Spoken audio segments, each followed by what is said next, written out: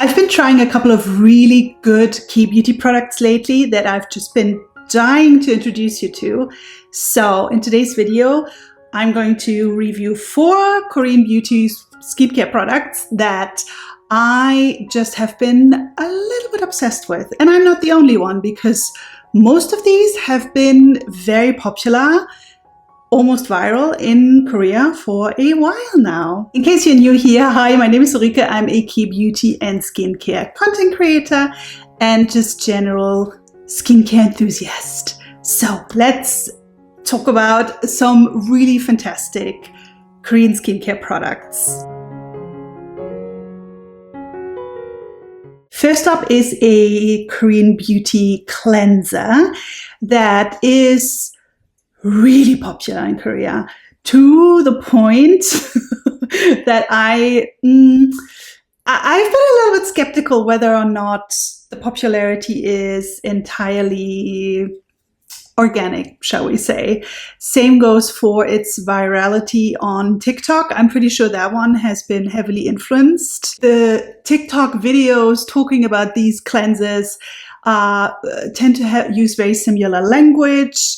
They have a very specific format that seems to be replicated by all of the big influencers, even though they're not marked as an ad. Sometimes, I don't know if they're a hidden ad.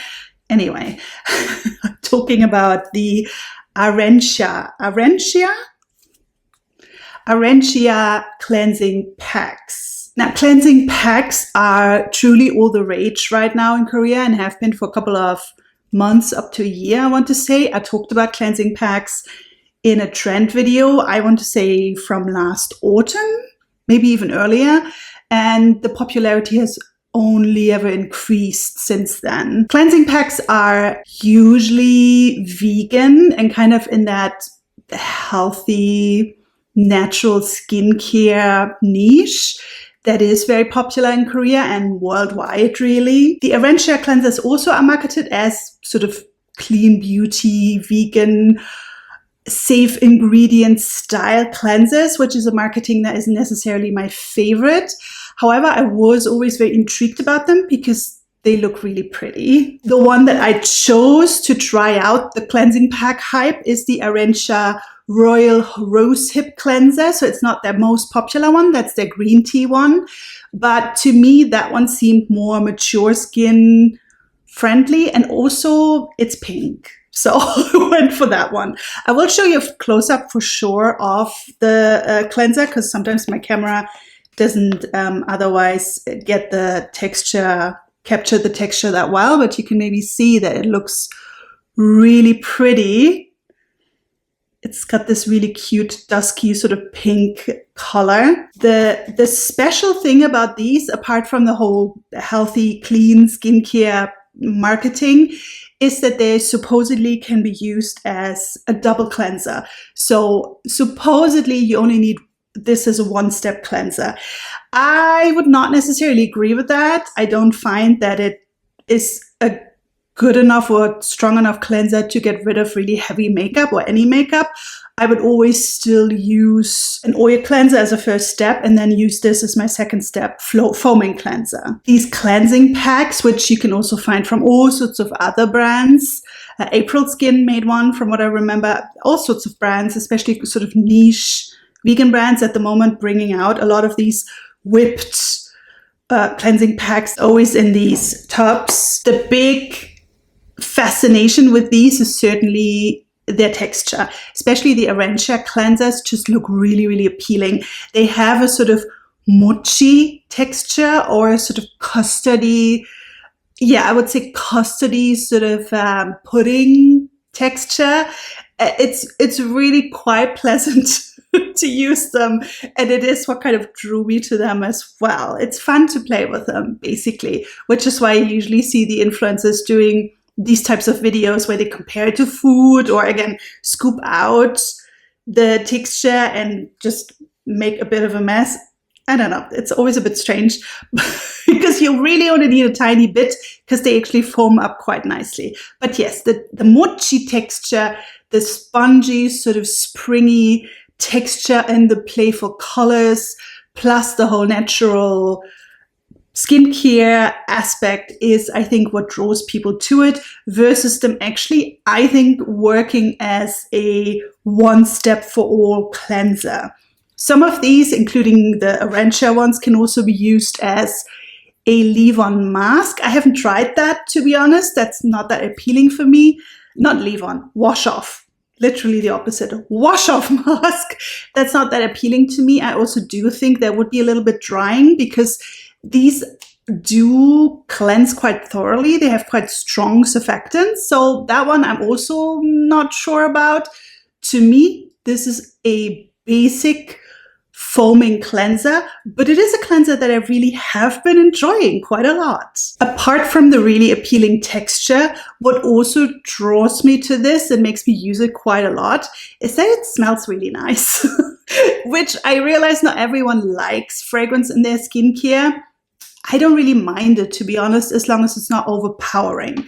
This smells like, almost like strawberries, I want to say, like fresh strawberries, and maybe a bit of sort of a sandalwood warm scent mixed in. And of course, a bit of a rose scent, but it's not overpoweringly rose scented, which I also don't like. It's more of a fresh, slightly fruity and creamy scent. So I really enjoy the scent. And I do find it a really pleasant cleansing experience. It feels very luxurious when you lather it up on your skin. I don't find it stripping. Is it a little bit gimmicky? Maybe. Is it a little bit overhyped? Maybe. But again, I've really been enjoying it. I have been grabbing this quite a lot. It's been a bit of a dreary winter here in Europe, I have to say. So I'm always excited to find things that kind of cheer me up a little bit. This always cheers me up when I use this as my evening cleanser after taking off makeup, if I wear any. It just makes me happy. And I really do enjoy how gentle it is. So I have to say, even though they are a little bit overhyped, these Arencia cleansers, I'm kind of considering maybe getting another. Maybe I get the green tea one as well. I don't know.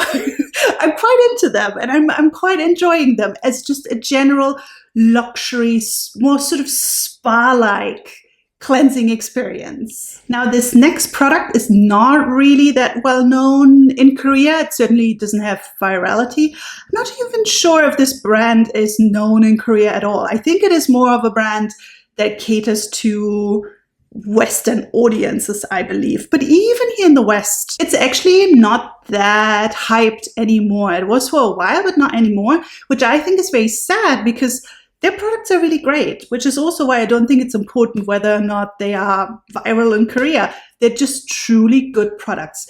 This product in particular, I've really been loving. And it's from Haruharu. And apparently I didn't close it properly because it's been leaking. But that's neither here nor there. And it's the Haruharu Wonder Black Rice Probiotics Barrier Essence. I fell in love with this straight away, pretty much after the first use. I was in love and obsessed with this.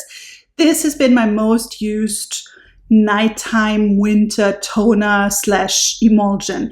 It is a very thick texture, and it's also very, very nourishing. This is a rich, rich toner, which probably wouldn't work if you have very young skin, if you have oily skin, if you don't like heavy textures. This one's not for you. If you're mature skinned, if you're very dry skinned to dry skinned, or if you just need something really rich and nourishing in winter, this is fantastic. It contains fermented ingredients, predominantly galactomyces. They kind of advertise it as a makgeolli emulsion, so kind of imitating that fermented rice drink. It does contain rice extracts as well, and it just has this beautiful richness to it. Whenever I use my skin just really drinks it up. Despite being very, very thick and really, again, I'll show you a texture shot somewhere, this still sinks into my skin really, really fast and does not leave any type of oily film or oily residue. It does contain sunflower seed oil. It contains ceramides. I think shea butter as well. I knew there was something else that made it quite rich, and squalane. So it is really rich. But again, does not feel overpowering. It has a very, very elegant texture that I actually think is more impressive than some of the other hype milky toners that I've tried recently. To me, this is quite underrated because, again, I don't hear many people talk about it. It's also very affordable. Haruharu really has very fairly and reasonably priced products. So I kind of want to see more hype around this. It's just so beautiful. It is a very good, smart aging product because it does contain the galactomyces, which can help with brightening. It also contains bifida extract, so probiotics, which are also very good for skin barrier health and just elasticity in general. And just a beautiful plumping, really smoothing, super moisturizing and hydrating essence / emulsion, and also very sensitive skin friendly because it's fragrance free, alcohol free, a very sensitive skin friendly formula overall. It's beautiful. It's so good. People, please talk about this more. It's wonderful. And then I have another Haruharu Wonder product. Again, not that well known in Korea, but I really enjoy it. And again, have not seen many people talk about it, despite, in my opinion, it being a really good, very lightly brightening, but especially very soothing and hydrating, and sort of just straightforward, sensitive skin friendly serum. So this is the Haruharu Wonder Centella 4% TXA or tranexamic acid dark spot go away serum. This is marketed for predominantly uneven skin tone and hyperpigmentation. Tranexamic acid, one of those standard skincare ingredients, especially in Asian cosmetics, used to brighten skin. I'm not a science-based influencer. I don't know enough about studies and how to read them because I come from a humanities background with my PhD. But from how I understand it, tranexamic acid is a little bit controversial in the skincare community because from how I remember it, the evidence regarding its ability to brighten skin, which it can do, is predominantly when you take it. So when you take it internally versus applying it topically. Anecdotally, just based on my own limited experiences, whenever I have used a serum with a high percentage or a good, decent percentage of tranexamic acid, it's been doing its job, I have to say. Not dramatically so, but yes, it has been sort of overall brightening my skin. And this is certainly the case also for this serum. Apart from 4% tranexamic acid, this also contains 4% of a really potent and good Centella asiatica extract that is good for soothing. It's anti-inflammatory, it's antioxidant, so it's got a smart aging component as well. And Centella asiatica is just a general all-rounder for sensitive skin, pretty much all skin types, because it can help with redness. It's a little bit antibacterial. And the combination of tranexamic acid and Centella asiatica I find really soothing and just a good all-rounder. Apart from this, it is a very minimalist formula. It has a few hydrators, and it also has a very simple, maybe not super elegant, but also not unpleasant gel texture that feels a tiny bit sticky, but it is a very affordable serum, so I don't find the simplicity of the texture that off-putting. What I really like about it is that it is just very straightforward and very minimalist. It really focuses on brightening, hydrating, and soothing, and it does a good job, I find, in all three of these categories. It's very sensitive skin friendly because, again, alcohol-free, fragrance-free, simple, minimalist formula. So I think it could work well for someone who doesn't do too well with the more aggressive brightening serums, like high potent vitamin C. This one says it has vitamin C in it as well, but I'm not sure how stable the vitamin C is. I wouldn't place too much hope on the vitamin C in this one. But again, I do see a bit of a brightening effect from this. Just overall, it brightens up and livens up my skin. I really like this. I've been almost using it up. I'm noticing from the pump that it's starting to kind of pump out less products. So I guess I've really been using it quite a lot, and I would actually consider repurchasing this, which is not that often for me because I always try to try new products. But this has just been really, really lovely on the days where I don't want to use a more aggressive brightening product, but still want to have a bit of a brightening effect. So yeah, Haruharu Wonder, I think, needs more love. The last product that I've really been keen to talk about is a moisturizer. And just like Haruharu Wonder, this brand is somehow not that hyped in the Western skincare community, social media, TikTok skincare community. In Korea, this is a very popular brand. I am talking about Abib, of course, Abib being such a wonderful, sensitive skin friendly brand. I love Abib so much, and I want to see more love and hype for them here in the English speaking skincare world. And the moisturizer that I've been reaching for more and more now that the weather is starting to kind of heat up a little bit is this one in the blue tub. And it's the Abib Sedum Hyaluron Cream or Creme. Why are they saying creme? I'm not sure, but cream anyway. Hydrating pot.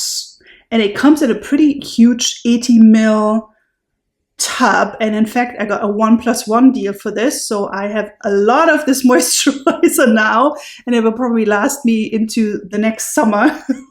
I mean, the one after this one that's upcoming, I can already see me using this still next year. But, you know, it was a really cheap deal. I think I paid like $25 for two, and each is 80 ml. So bargain, I'd say. Now, there are a couple of reasons why I've really been loving this one.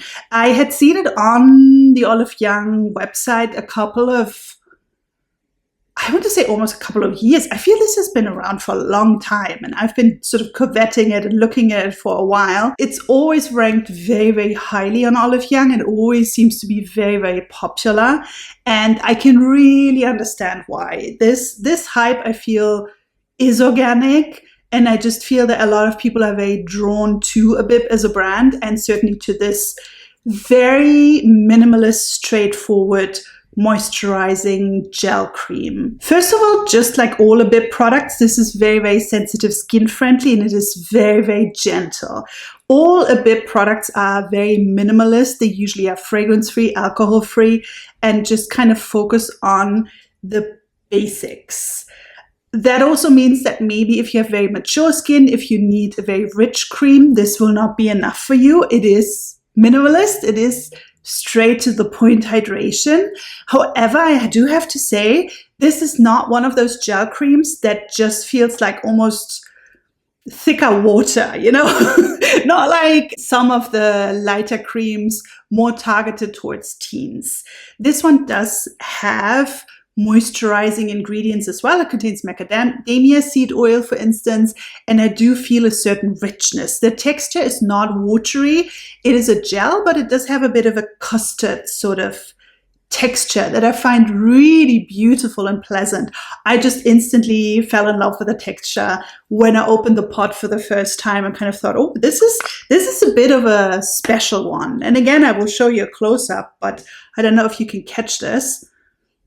It just has a very lovely texture that feels very cooling and wonderful on the skin. The main hydrators in this are, of course, hyaluronic acid. That's what it's named after. It has a couple of different types of hyaluronic acid in it, plus glycerin. And then it also contains a lot of soothing ingredients, among them Centella asiatica, a complex of Centella asiatica components, and also panthenol. I do find this to be very soothing and just very overall pleasant.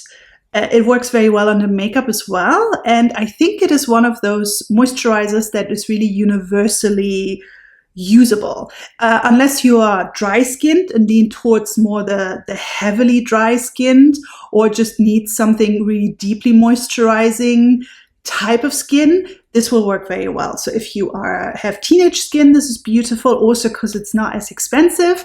If you have oilier skin, this is a great moisturizer, I would say, because again, it just mostly is a very light gel texture while still giving you enough skin barrier supporting ingredients to really help with the breakouts without sort of upsetting your microbiome. It works well for men as well because it's sort of unisex, even though, again, I'm not into the gendered idea behind skincare, but I know a lot of men are like struggling, I guess, with certain products, looking too frilly. I think Abib is a great brand for men, actually, overall.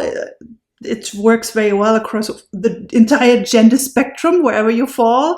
And also, I think for combo skin, it's beautiful. And it's a really great summer moisturizer. As long as you find this in a sale or a 1+1 deal, such as the one that I got on Olive Young, this works as a very affordable moisturizer because, again, remember, it's 80 milliliters. So it's 30 milliliters more than the regular 50 ml size. Abib just remains impressing me with the no-nonsense, minimalist, straight to the point, non-frilly, but very science-backed, ingredient-focused skincare that they produce. And those were 4 Korean skincare products that I've been pretty obsessed with, and I'm not the only one because a lot of those are viral in Korea.